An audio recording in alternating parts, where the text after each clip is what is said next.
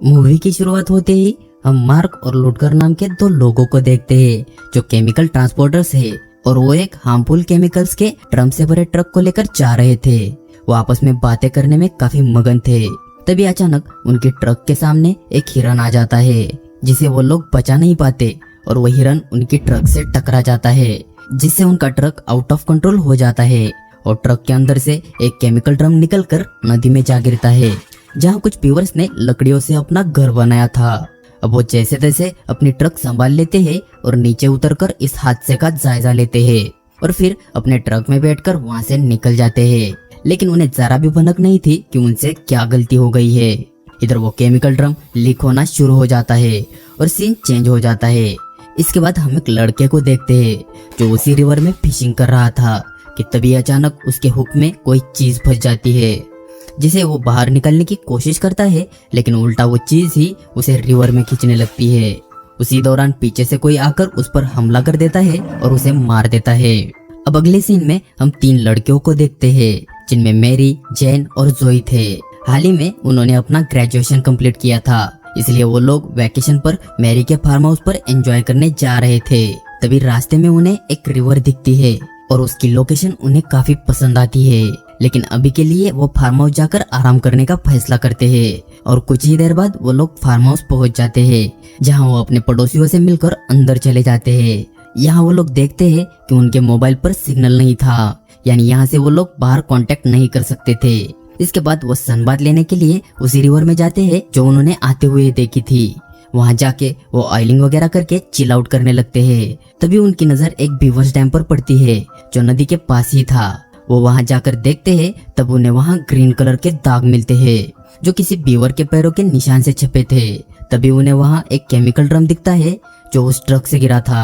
ये देखकर वो सब चौंक जाते हैं और यहाँ ये ड्रम कैसे आया इस बात को समझने की कोशिश करते हैं।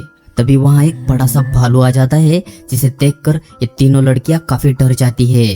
तभी एक हंटर वहाँ आ जाता है जो अपनी बंदूक से उस भालू को डराकर वहाँ से भगा देता है। वो लड़कियां उसे थैंक्स बोलकर वापस अपने फार्म हाउस चली जाती है। अब रात को वो लड़कियां फार्म हाउस पर एंजॉय कर रही थी तभी उन्हें वहाँ कुछ अजीब अजीब आवाजें सुनाई देने लगती है जिससे वो तीनों काफी ज्यादा डर जाती है और हिम्मत करके बाहर जाकर देखते हैं तो वहाँ उनके बॉयफ्रेंड्स थे जो उन्हें सरप्राइज देकर उनके साथ प्रैंक कर रहे थे। इनमें जीन का बॉयफ्रेंड था सैम, मैरी का बॉयफ्रेंड था टॉमी और जोई का बॉयफ्रेंड था बग।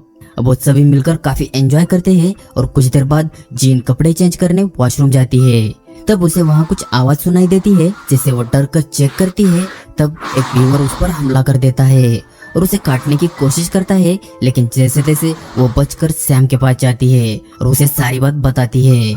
तब सब लोग मिलकर वॉशरूम जाते हैं और देखते हैं कि ये बीवर काफी अजीब और खतरनाक है। दरअसल ये बीवर उस केमिकल रिएक्शन से बदलकर ज़ॉम्बीवर बन गया था। अब वो ज़ॉम्बीवर उन पर भी अटैक कर देता है, लेकिन वो लोग मिलकर उसे एक बैट से कुचलकर मार देते हैं। इसके बाद टॉमी उस मरे हुए बीवर को एक बैग में डालकर बाहर रख देता है। अब अगली सुबह वो लोग फिर से उसी रिवर पर चिल आउट करने निकलते हैं, लेकिन तभी वो देखते हैं कि जिस बीवर को उन्होंने मारकर बाहर रखा था वो अब वहाँ नहीं है। लेकिन वो लोग इस बात को नजरअंदाज करके रिवर की तरफ निकल पड़ते हैं। वहाँ पहुंचकर सभी लोग नदी में उतर जाते हैं और एंजॉय करने लगते हैं। लेकिन रात वाले इंसिडेंट से जैन काफी डिस्टर्ब थी, इसलिए वो किनारे पर बैठकर ही उन लोगों को देखती है। अब कुछ देर बाद पग के पैरों में कुछ हलचल होती है और वो इस बात को भी मजाक में लेता है, लेकिन तभी वो चीज उसे पानी के अंदर खींच लेती है और उसके पैर को काटकर अलग कर देती है, जिससे वो सभी डरकर पानी के बाहर आते हैं। अब वो देखते हैं कि उन ज़ॉम्बीवर्स ने उन्हें चारों तरफ से घेर रखा था। ये देखकर जीन बहुत डर जाती है और भागकर फार्म हाउस जाती है और हेल्प के लिए किसी को कॉल करने लगती है, लेकिन तभी एक ज़ॉम्बीवर वहां आकर उसके पैर को काट लेता है। इसके बाद जेन किसी तरह उसे मारकर वहां से भाग जाती है। इधर टॉमी उनके डॉग को उठाकर रिवर में फेंकता है, जिससे सारे ज़ॉम्बीवर्स उस डॉग के पीछे पड़ जाते हैं और उसे पकड़कर मार देते हैं। तभी मौका देखकर ये सभी उस रिवर से बाहर आ जाते हैं और अपने फार्म हाउस आ जाते हैं। अब वो सभी काफी डरे हुए थे। वो इनसे बचने का तरीका सोच ही रहे थे कि तभी उन्हें बाहर से कुछ डरावनी आवाज सुनाई देती है। इसलिए वो बाहर जाकर देखते हैं कि उनके दरवाजे पर काफी सारे ज़ॉम्बीवर्स उन पर हमला करने के लिए बेताब थे। ये देखकर वो डर जाते हैं और अंदर आकर पूरे घर के खिड़कियों और दरवाजों को लॉक करने का फैसला करते हैं ताकि कोई भी व्यूअर अंदर ना आ सके। लेकिन इधर बग की हालत भी काफी खराब हो गई थी, इसलिए उनमें से कुछ लोग उसे हॉस्पिटल ले जाकर यहाँ मदद लाने का फैसला करते हैं और जोई और टॉमी बग को लेकर हॉस्पिटल के लिए निकल पड़ते हैं। इधर ये सब घर को लॉक करना शुरू कर देते हैं, तभी अचानक एक ज़ॉम्बी खिड़की से अंदर आने की कोशिश करता है, लेकिन किसी तरह जेन एक चाकू से हमला करके उसे मार देती है। इधर जोई और टॉमी आगे बढ़ रहे थे, लेकिन वो देखते हैं कि आगे रास्ता बंद था, इसलिए टॉमी कार से उतरकर कोई और रास्ता ढूंढने लगता है। तभी कार में जोई उसकी चीख सुनती है, इसलिए वो जल्दी से बाहर आकर देखती है तो टॉमी एक पेड़ के गिरने की वजह से मारा गया था। तभी एक ज़ॉम्बी उस पर भी हमला कर देता है, लेकिन उसी वक्त वो हंटर उस पीवर को शूट करके जोई को बचा लेता है। ये वही हंटर है जिसने पहले इन्हें भालू से बचाया था। अब वो हंटर बग और जोई को बचाकर वहाँ से उसके घर ले जाने लगता है। इधर मैरी अपने रूम में रेस्ट कर रही थी, तभी जेन वहाँ आकर उसे सेड्यूस करने लगती है, लेकिन तभी अचानक वो एक पीवर में बदलने लगती है और उसके नाखून बड़े और नुकीले हो जाते हैं और उसके दांत टूट कर गिरने लगते हैं, जिससे उसकी सलाइवा मैरी के मुंह में गिरती है। अब वो मैरी पर हमला करने ही वाली थी कि सैम वहाँ आकर अपनी ही गर्लफ्रेंड जेन को बेसबॉल बैट से मारकर उसको अधमरा कर देता है और मैरी बच जाती है। इधर जोई और हंटर बग के पैरों को फर्स्ट एड दे रहे थे, तभी उन्हें बाहर से कुछ आवाज सुनाई देती है, इसलिए वो खिड़की में जाकर देखने लगते हैं कि तभी बग पीछे से हंटर को काटने लगता है, क्योंकि अब वो भी ज़ॉम्बी बन गया था, इसलिए वो एक जानवर की तरह ही हंटर को काटकर उसकी चमड़ी निकाल देता है।